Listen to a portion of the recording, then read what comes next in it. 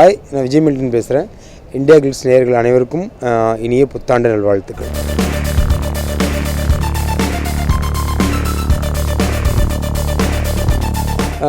ரொம்ப நாளாகவே எனக்கு வந்து அடையாளம்னு ஒரு விஷயம் வந்து மைண்டில் ஓடிட்டே இருந்துச்சு. நம்ம யார் அப்படின்னா நம்மளோட அடையாளம் தான். நாம் ஒரு இடத்துக்கு போனால் நம்மளுக்கு வந்து ஹாய் சொல்கிறாங்களா, இல்லை எந்த சின்ன ஹலோ சொல்கிறாங்களா, இல்லை வந்து கார் கதவை திறந்து விட்றாங்களா, அப்படிங்கிறது தான் நம்மளோட அடையாளம். நிறைய பேர் வந்து நம்மளோட அடையாளம் என்னென்ற கேள்வி எழாமலே வந்து பிறந்து வேலை செஞ்சு அப்படியே செத்து போயிட்டுருக்காங்க. ஸோ இதை வந்து பேஸ் பண்ணி ஒரு படம் பண்ணணுன்னு எனக்கு மைண்டில் இருந்துகிட்டே இருந்துச்சு. வேறு ஒரு படத்துக்காக நான் வந்து கோயம்பேடு லொக்கேஷன் பார்க்க போனப்போ அங்கே மூட்டை தூக்கி முடிச்சுட்டு படுத்து தூங்கிட்டு இருந்த இளைஞர்கள்னால் இங்கேருந்து அந்த லாஸ்ட் வரைக்கும் படுத்து தூங்கிட்டு இருப்பாங்க. ஒரு 100-150 பேர். நாங்கள் வந்து அவங்கள தாண்டி தான் மேலே ஏறி அப்படி லொக்கேஷன் பார்க்க போனோம். கீழே அவ்வளோ பரபரப்பாக மார்க்கெட் இயங்கிட்டு இருக்குது, கடைகளுக்கு மக்கள் போயிட்டு வந்துட்டுருக்காங்க. பட் மேலே வந்து அந்த சத்தம் எந்த டிஸ்டர்பன்ஸும் பண்ணாமல் ஒரு 150 பேர் இவ்வளோ டயர்டாக தூங்கிட்டு இருக்காங்க. இவங்களாம் யார் அப்படின்னு விசாரிக்கும் போது இவங்களாம் மூட்டை தூக்குறவங்க. அவங்க யார், அவங்க பேர் என்னங்கிறது வந்து அங்கே இருக்கிறவங்களுக்குலாம் தெரியல. மூட்டை தூக்குறவங்க அவ்வளோதான். அவங்க காலெலாம் நைட்டில் தூக்குவாங்க, பகலில் படுத்து தூங்குவாங்க. ஸோ அந்த லைஃப் எனக்கு இப்போ ஒரு மாதிரி கான்ட்ராஸ்ட்டாக இருந்துச்சு. உலகம் இயங்கிட்டு இருக்கும்போது அவங்க தூங்கிட்டு இருக்காங்க, அவங்க இயங்கிட்டு இருக்கும்போது நாம் தூங்கிட்டு இருக்கோம் அப்படின்ட்டு. அப்போ அதனால் அப்படி ஆரம்பித்தது தான் கோலி சோடா. கோயம்பேடு மார்க்கெட்டில் வந்து பாருடி, நான் கோணி மூட்டை தூக்குறவன் ஆனா என்னடி.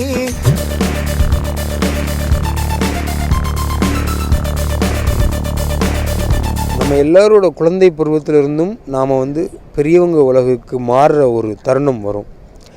அந்த தருணம் வந்து சில பேருக்கு வந்து ஃபஸ்ட் லவ்வாக இருக்கும், இல்லை அப்பாவோட சடன் டெத்தாக இருக்கும், அதனால் குடும்ப பொறுப்பு வந்திருக்கும். இப்படி நிறைய காரணங்களால் நாம் வந்து ஒரு ஃபைன் டே சிறுவர்லேருந்து மென்ன ஆகும். இந்த படத்தில் அந்த மாதிரி அந்த 4 பசங்களுக்குமான இன்சிடெண்ட் என்னென்னா, அந்த ஃபைட் பலத்துலேயும் அளவுலேயும் எல்லாத்துலேயுமே ஒரு பெரிய குரூப்போட மோத வேண்டிய ஒரு கட்டாயம் ஏற்படுது. அதில் ஜெயிச்சே ஆகணும், இல்லைனா மரணம் தான், தோல்வியெலாம் கிடையாது. ஸோ அப்படி ஒரு சர்வைவல் போராட்டம் தான் அந்த ஃபைட்.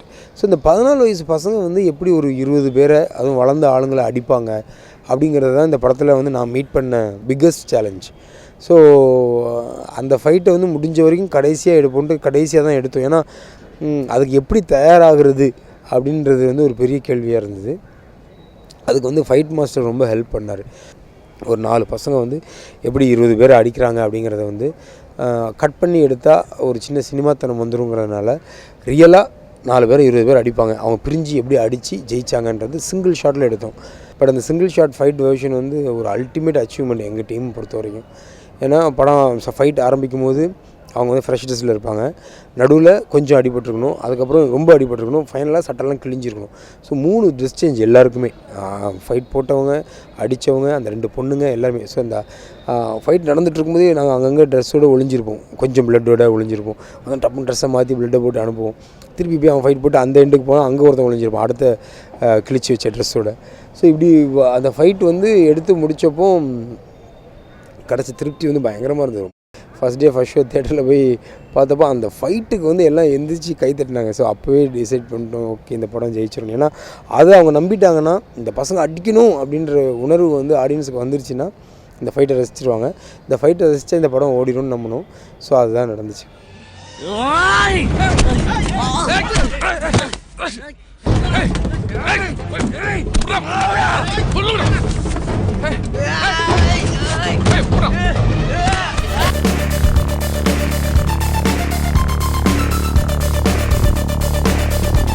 ஆக்சுவலாக கோலி சோடா பார்த்துட்டு இண்டஸ்ட்ரிலேருந்து நிறைய பேர் ஃபோன் பண்ணாங்க. அதில் முக்கியமான கால்னால் ரஜினி சார் சொல்லலாம், ரொம்ப அப்ரிஷியேட் பண்ணார். அப்புறம் விக்ரம் சார் ஃபோன் பண்ணி மில்டன் ரொம்ப நல்லா இருந்தது மில்டன், தேட்டரில் படம் பார்த்தேன், ஹோல் தேட்டர் வந்து அப்படி ஒரு என்ஜாய்மெண்ட், வாங்கலாம் ஃப்ரீயாக தான் மீட் பண்ணலாம் அப்படின்னாரு. அவர் கால் பண்ணும்போது நைட்டு 10 o'clock சார் அப்படின்னேன். இல்லை ஃப்ரீயாக தான் இருக்கேன் வீட்டில், வரீங்களா அப்படின்னு. நைட்டே போய் மீட் பண்ணேன். சும்மா கேஷுவலாக பேசிகிட்டு இருக்கும்போது இது மாதிரி ஒரு லைன் இருக்குதுன்னு சொன்னேன். உடனே அவருக்கு பிடிச்சிச்சு. சட்டுன்னு எல்லாமே நடந்துருச்சு. 10 படம் ஆரம்பிச்சாச்சு.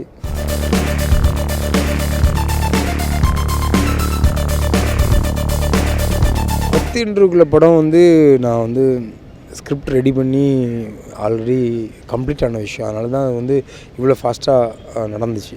கதை சொன்ன உடனே அவங்களுக்கு பிடிச்சிது. உடனே ஷூட்டிங் போயிட்டோம். முடிஞ்சிடுச்சு ஆல்மோஸ்ட் 90%. வாய்ப்புக்காக நம்ம காத்திருக்கிற நேரத்தை வீண் பண்ணாமல்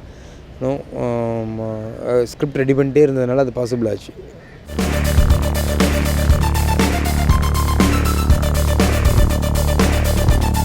மொத்தமே வந்து 20 பேர் தான் கோலிஸோட க்ரூ. அதில் வந்து ஒரு 6 பேர் வந்து அந்த பசங்க, 4 பசங்க 2 பொண்ணுங்க.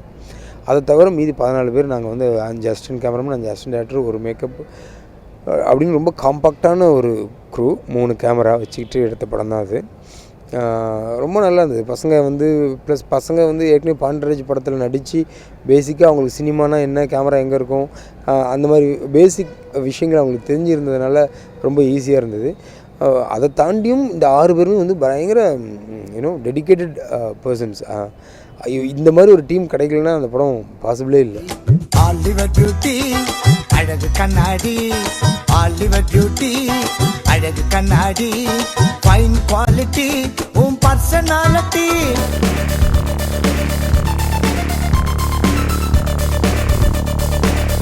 அதே மாதிரி இந்த படம் கதை எழுதும்போது ரெண்டாவது என்னோடய பிக்கஸ்ட் சேலஞ்ச் என்னென்னா, ஏடிஎம் அப்படின்ற ஒரு கேரக்டர், அந்த கேரக்டருக்கு சூட்டபிளாக ஒரு பொண்ணை தேடணும், அதை ஆடியன்ஸுக்கு பிடிக்க வைக்கணும். அந்த பொண்ணு வந்து அழகாக இருக்கக்கூடாது, ஆனால் படம் முடியும் போது அவள் தான் அழகுன்னு எல்லாமே நம்பணும். ஸோ இது வந்து ரொம்ப கஷ்டமான விஷயம். ஒரு அழகான பொண்ணை பிடிச்சி பல்லெல்லாம் எடுப்பாக வச்சு கண்ணாடி போட்டு மேக்கப் மாற்றி பண்ணுறதுல எனக்கு உடன்பாடு இல்லை. அது வந்து இந்த கோலிசோடா மாதிரி ஒரு படத்துக்கு செட் ஆகாதுன்னு எனக்கு தெரியும். நிறைய பேர் பார்த்து அது கரெக்டாக எனக்கு செட் ஆகாமல் ஒரு நாள் அப்புறம் தச்சியில் ரோட்டில் பிடிச்ச பொண்ணு தான் இந்த பொண்ணு. அந்த படத்துக்காக மொட்டை அடிக்கணும்னு சொன்னப்போ ஒரு செகண்ட் கூட அந்த பொண்ணு யோசிக்கவே இல்லை. அவளுக்கு நல்லா லென்த்தி ஹேர் வேறு. உடனே ஓகே சொல்லி பயங்கர க்யூட்டாக பண்ணால். ஆனால் அதையும் தாண்டி மொட்டை அடிக்கும் போது அழுதுட்டா, கண்ணிலேருந்து தண்ணி வந்துடுச்சு, பாவமாக இருந்தது. இங்கேருந்து பார்த்தா நீங்கள் லோகு, எங்களை அடிக்க வந்திருக்கீங்க. அங்கேருந்து பார்த்தா லோகேஸ்வரன் அப்பா, ஆனால் நீங்கள் ஒருத்தர் தான். இதில் நீங்கள் யாராக இருக்க விரும்புகிறீங்க?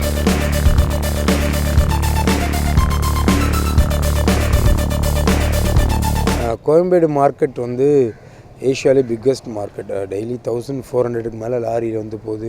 அதை தவிர ஆட்டோ, மினி வேன், ப்ளஸ் வந்து அந்த லோடு தூக்குறவங்க வந்து கொஞ்சம் ரஃப்பான சுபாவத்தில் தான் இருப்பாங்க. ஏன்னா அவங்க வந்து பாவம் காலையில் ஒரு 3 மணிக்கு ஓட ஆரம்பித்தாங்கன்னா ஒரு 7 வரைக்கும் தான் அவங்களுக்கு வேலை. அதுக்குள்ளே எவ்வளோ ஓடி எவ்வளோ மூட்டை தூக்க முடியுமோ தூக்கணும், அதுதான் அவங்களோட பொழப்பு. அந்த சமயத்தில் நம்ம கேமரா போய் வச்சுக்கிட்டு குறுக்க நின்றுட்டு இருந்தால் யாராக இருந்தாலும் கோவம் வரதான் செய்யும். ஸோ ஆரம்பத்தில் லொக்கேஷன் பார்க்க போனப்போ நான் ரொம்ப பயந்துட்டேன். ஏன்னா 10,000க்கு மேலே மூட்டை தூக்குறவங்க மட்டுமே அங்கே இருக்காங்க. அது தவிர வியாபாரிகள், வந்து போகிறவங்க, ஆட்டோ டிரைவர்ஸ், வேன் டிரைவர்ஸ், ரொம்ப கடுமையான ஒரு இடம் தான் அது. ஸோ அதில் வந்து எப்படி ஃபீல் கிளியர் பண்ணி ஆளுங்களை வச்சு எப்படி எடுக்க போகிறோன்னு பயந்துட்டு இருந்தேன். ஸோ அதனால் என்ன பண்ணோன்னா, gorilla style of film making, shooting நடக்கிறதே தெரியாமல் இயல்பாக மக்களை வந்து அது கூட நடக்க விட்டு எடுக்கணும்னு சொல்லி முடிவு பண்ணி எடுத்தோம். நாங்கள் ஒரு 5D வச்சுட்டு ஓரமாக நின்றுட்டுருப்போம், நாங்கள் பாட்டு நடிச்சிட்ருப்போம், அவங்க வேலையை பார்த்துட்டே இருப்பாங்க. அதில் ஒரே ப்ராப்ளம் என்னென்னா, கண்டினியூட்டி க்ரியேட் பண்ணுறது தான். ஒரு டேக்கில் பின்னாடி இருந்தவங்க அடுத்த டேக்கில் பின்னாடி இருக்க மாட்டாங்க. அது மட்டும்தான் கஷ்டமாக இருந்தது. மற்றபடி மக்கள் வந்து எந்த தொல்லையுமே பண்ணல. நாங்கள் போய் இறங்கணுன்னே வந்துட்டாங்கப்பா அப்படின்ட்டு அவங்க பாட்டுக்கு எங்கே போய் கேமரா வச்சாலும் அவங்களாம் அட்ஜஸ்ட் பண்ணி வேலை சேர் எடுத்து போட்டாங்க. உட்காருங்க தம்பி அப்படின்னு, சாப்பிட்டு போங்க அப்படின்னா ரொம்ப பழகி. இப்போ கோயம்பேடு மார்க்கெட்டுக்கு வந்து எப்போ போனாலும் எந்த மூலையில் இருக்க எந்த கடையாக இருந்தாலும் எங்கள் எல்லாரையும் அவங்களுக்கு அடையாளம் தெரியும். அந்தளவுக்கு கோஆப்ரேஷன் ஆகிடுச்சு. அப்போ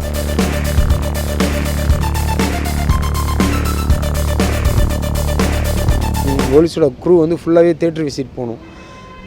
மதுரை, எந்த ஊருமே ஊரில் எல்லா தேட்டருமே போகணும். எல்லா இடத்துலையும் அப்படி ஒரு வரவேற்பு இருந்துச்சு. எல்லாருமே வந்து போன உடனே முதல்ல சார் கோலிஸோட 2 எடுங்க, சார் கோலிஸோட 2 எடுங்கன்னு தான் சொல்லுவாங்க. அப்படி ஒரு ரெஸ்பான்ஸ் இருந்துச்சு, நல்லா இருந்தது. எல்லா சென்டர்ஸ்லையுமே படம் நல்ல ஹிட்டு. சத்யம் தேட்டரில் வந்து திருப்பதி பிரதர்ஸ் வந்து பெரிய தேட்டர் கேட்டாங்க. பட் அவங்க வந்து இல்லை சார்னு சொல்லி சின்ன தேட்டர் தான் கொடுத்துருந்தாங்க. சின்ன தேட்டரில் 2 ஷோ கொடுத்துருந்தாங்க. இம்மிடியட்டாக நெக்ஸ்ட் டேவே வந்து ஆல் ஷோஸ் ஆச்சு. அதுக்கு அடுத்தடுத்த டேயில் 2 தேட்டர் ஆச்சு. இம்மிடியட்டாக சத்யமுக்கு சாட்டர்டே அண்ட் சண்டே வந்து சத்யம் ஷூட் பண்ணாங்க. அதுக்கு நெக்ஸ்ட் வீக் வந்து ஃபுல் வீக்கே சத்யம் பெரிய தேட்டருக்கு ஷூட் பண்ணாங்க. சத்யம் தேட்டரில் வந்து இந்த மாதிரியே ஒரு ஆடியன்ஸ் ரெஸ்பான்ஸ் பார்த்தது இல்லைன்னு நான் போனப்போ சொன்னாங்க. ஒரு மாதிரி கிளாஸ் ஆடியன்ஸ் வருவாங்க, நீட்டாக உட்காந்து பார்ப்பாங்க சார். இந்த படம் தான் வந்து அப்படி ரசித்து பார்த்தாங்க. எல்லோரும் எந்திரிச்சு கைத்தட்டி அப்படி வேறு மாதிரி ஒரு ரெஸ்பான்ஸாக இருந்ததுன்னு சொன்னாங்க. ஒரு படத்துக்கு வந்து creative as well as commercial success கிடைக்கிறதுன்றது வந்து எப்பவுமே பெரிய லக்கியான ஒரு விஷயம். கோல்ட் ஸ்டோரில் அது நடந்துருச்சு. ஃபைன் குவாலிட்டி உன் பர்சனாலிட்டி.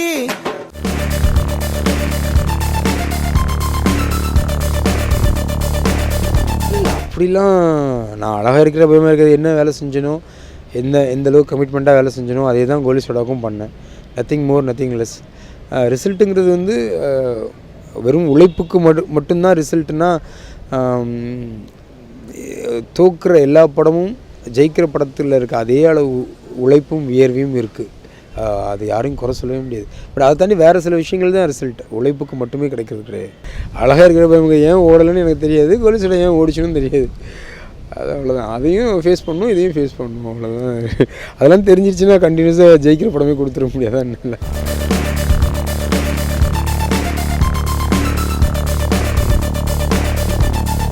கார்த்திக் சுப்ராஜ் அடுத்த ஜென்ரேஷன் டேரக்டர்ஸை லீட் பண்ணுறதுக்கான ஒரு கரெக்டான சாய்ஸ்ன்னு தோணுது.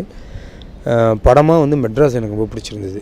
எல்லா ஆஸ்பெக்ட்ஸும் இணைந்து ஒரு ஆல்மோஸ்ட் நியர் கம்ப்ளீட் ஒரு ஃபில்மாக வந்திருந்தது. பிசாசு நான் எப்போவுமே மிஷ்கினோட ஹார்ட் கோர் ஃபேன். அவரோட லாங்குவேஜ் எனக்கு ரொம்ப பிடிக்கும். ஸோ பிசாசு எனக்கு ரொம்ப பிடிச்சிருந்தது. அப்புறம் என்னோடய அசிஸ்டண்ட் சதுரங்க வேட்டைன்னு ஒருத்தர் வந்து படம் வினோத்னு ஒருத்தர் வந்து சதுரங்க வேட்டை பண்ணியிருந்தார். அந்த படத்தோட டயலாக்ஸ் வந்து ஆசமானும் ரொம்ப ரசித்து பார்த்தேன். இவ்வளோ நேரம் இன்டர்வியூ பார்த்த இந்தியா கிளிட்ஸ் நேயர்களுக்கு என்னோட நன்றி. உங்கள் எல்லாருக்கும் இனிய பொங்கல் நல்வாழ்த்துக்கள். சினிமாவை பற்றி எல்லாத்தையும் உடனுக்குடனே தெரிஞ்சுக்கணுன்னா இந்தியா கிளிட்ஸ் சப்ஸ்கிரைப் பண்ணுங்கள். எல்லா லாங்குவேஜ் அப்டேட்ஸும் உடனே வந்துடும்.